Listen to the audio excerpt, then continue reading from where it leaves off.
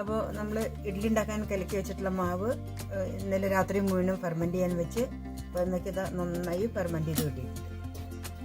പിന്നെ അതിൽ ഇന്നലെ തന്നെ ഞാൻ കുറച്ച് ഈ കടല, ചെറുപയർ, കപ്പലണ്ടി, പരിപ്പ് എല്ലാം കൂടി കുതിരാൻ വെച്ചിട്ടുണ്ടായിരുന്നു. അത് നന്നായി കുതിർന്ന് കിട്ടിയിട്ടുണ്ട്. ചെറിയ മുളയും വന്നിട്ടുണ്ട്. അപ്പോൾ നമുക്ക് എന്ത് വേണം, നല്ല പ്രോട്ടീൻ റിച്ച് ഡയബറ്റിക് ഫ്രണ്ട്ലി ആയിട്ടുള്ള ഒരു ഇഡ്ഡലിയാണ് ഉണ്ടാക്കാൻ പോകുന്നത്. അത് പറഞ്ഞില്ല ഞാൻ ആദ്യം. ഇനി ഈ പരിപ്പ് നന്നായിട്ട് അരച്ചിട്ട് ഇതിൽ മിക്സ് ചെയ്യണം. അതോടൊപ്പം തന്നെ ഇതിൽ കുറച്ച്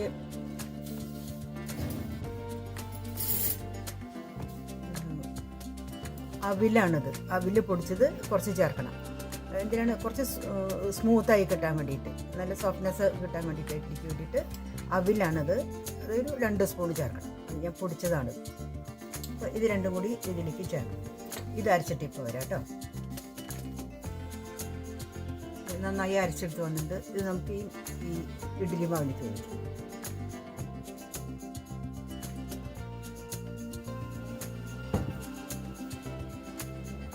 അതോടൊപ്പം കുറച്ച് അവിൽ പൊടിച്ചത് ഉണ്ട്. ഇതിൽ ആവശ്യത്തിന് ഉപ്പ് ചേർക്കണം.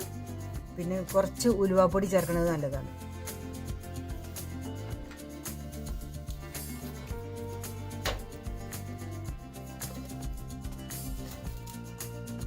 ഒരു ചെറിയ സ്പൂൺ ഉലുവാപ്പൊടി ചേർക്കണം.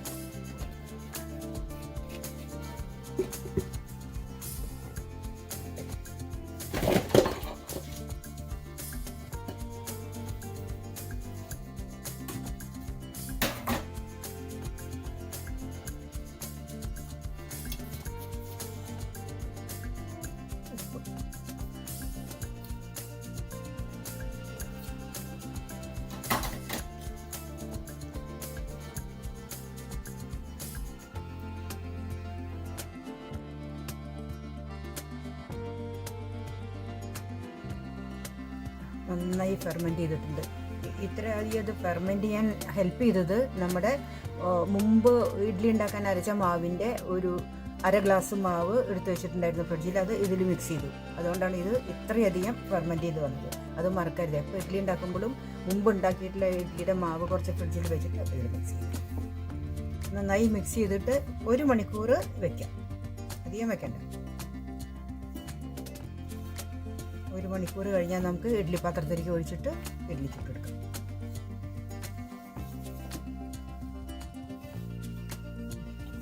ഉപ്പൊക്കെ പാകമാണ്. 1 മണിക്കൂർ കഴിഞ്ഞിട്ട് നമുക്ക് ഇഡ്ഡലി ഉണ്ടാക്കാം. ഈ സമയം കൊണ്ട് നമുക്ക് കുറച്ച് സാമ്പാർ ഉണ്ടാക്കാം ഇഡ്ഡലിക്ക് കേട്ടോ. അപ്പോൾ ആദ്യമായിട്ട് സാമ്പാർ പരിപ്പ് കഴുകി കുക്കറിലിട്ടിട്ടുണ്ട്. എന്നിട്ട് അതിലേക്ക് 1 ഗ്ലാസ് വെള്ളം ഒഴിക്കും.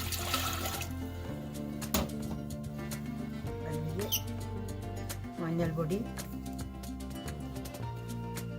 മുളക് പൊടി,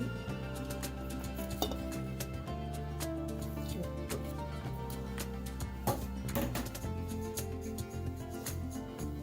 ഒരു കഷ്ണം പുളിങ്ങ,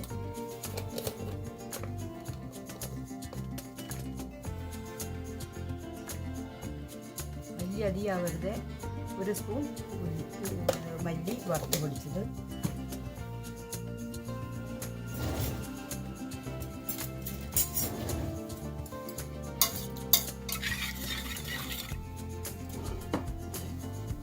അതിലേക്ക് നമുക്ക് എല്ലാ സാമ്പാർ കഷ്ണങ്ങളും ഇടാം. മുരിങ്ങക്കായ ഉണ്ട്, പപ്പായ ഉണ്ട്, തക്കാളി ഉണ്ട്, പച്ചമുളകുണ്ട്, സ്വീറ്റ് പൊട്ടറ്റോ ഉണ്ട്, മത്തങ്ങയുണ്ട്, ഒരു പൊട്ടറ്റോ ഉണ്ട്. ഇത്രയും കഷ്ണങ്ങൾ ഇടണം.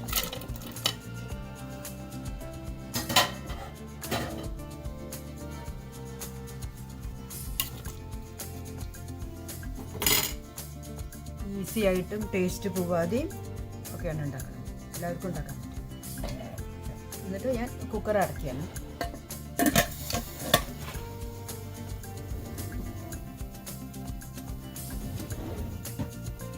സ്റ്റീം വരുമ്പോൾ നമുക്ക് വെയിറ്റ് ഇടാം. ഇഡ്ഡലി മാവ് 1 മണിക്കൂർ കഴിഞ്ഞപ്പോൾ എങ്ങനെയുണ്ട്, നമുക്കത് ഇഡ്ഡലി ഉണ്ടാക്കാം.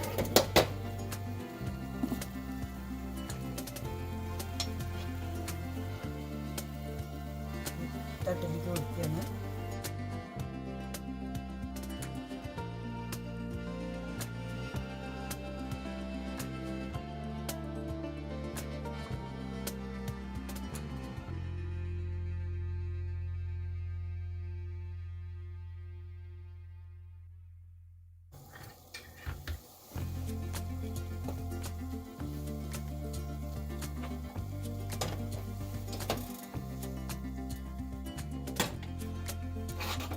കുക്കറിലാണ് ഇഡ്ഡലി ഉണ്ടാക്കുന്നത്. വെള്ളം വെച്ചിട്ടുണ്ടായിരുന്നു, വെള്ളം തിളച്ചു.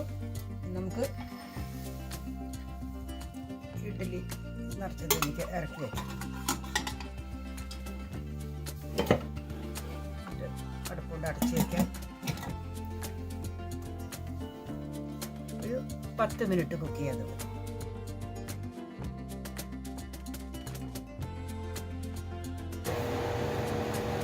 ഇഡ്ഡലി പാത്രം തുറന്നു, നല്ല സോഫ്റ്റായി വന്നിട്ടുണ്ട്. നമുക്കിത് പുറത്തേക്ക് എടുക്കാം.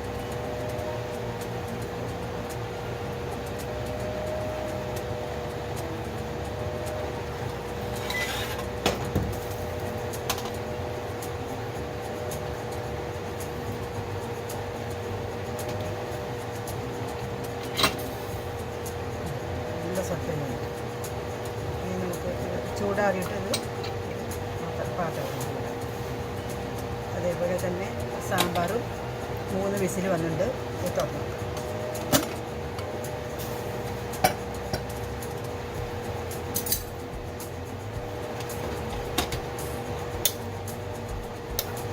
പരിപ്പൊക്കെ ഉണ്ട്, നന്നായി വന്നിട്ടുണ്ട്. ഒരുമിച്ചിട്ടാലും നന്നായി വന്നു.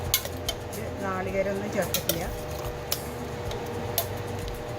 നമുക്കിതിൽ വറുത്തിടാം.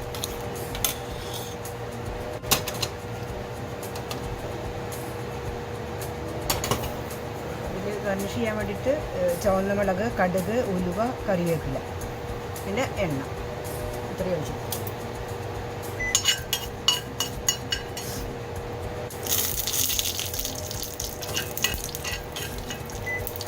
ഈ ഗാർണിഷ് ചെയ്തതിലേക്ക് നമുക്ക് കുറച്ച് സാമ്പാർ പൊടി ഇടാം.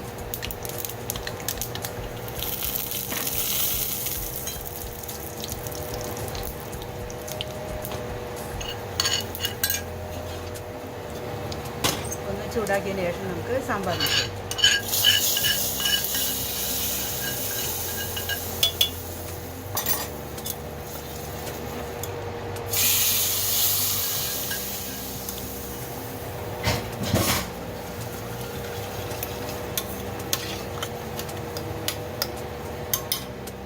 സാമ്പാർ റെഡി. ഇതിൽ കുറച്ച് കൊത്തമല്ലി ഡൈലി.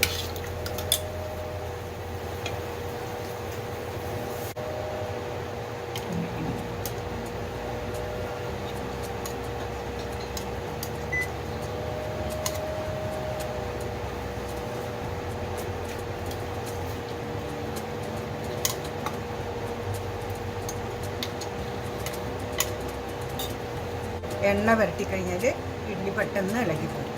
ഇതായിട്ടുണ്ട്. നല്ല സോഫ്റ്റാണ്, നല്ല ടേസ്റ്റിയാണ്, നല്ല ന്യൂട്രീഷ്യസാണ്. ഇതുപോലെ മാവുണ്ടാക്കി ഫ്രിഡ്ജിൽ വെച്ച് കഴിഞ്ഞാൽ നമുക്ക് 2-3 ദിവസമൊക്കെ ഉണ്ടാക്കാം.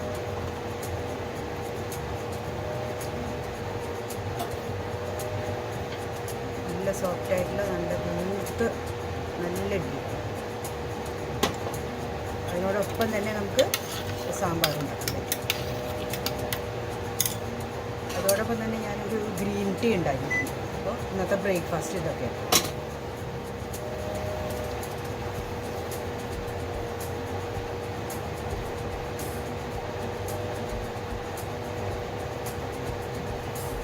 ഈ ന്യൂട്രീഷ്യസ് ആയിട്ടുള്ള ഈ ബ്രേക്ക്ഫാസ്റ്റ് എല്ലാവരും ഉണ്ടാക്കി നോക്കണം.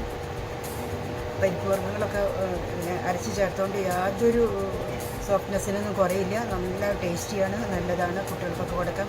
ഡയബറ്റീസ് പേഷ്യൻസിന് പ്രത്യേകിച്ച് ഒരു 3 ഇഡ്ഡലിയൊക്കെ തിന്നാം.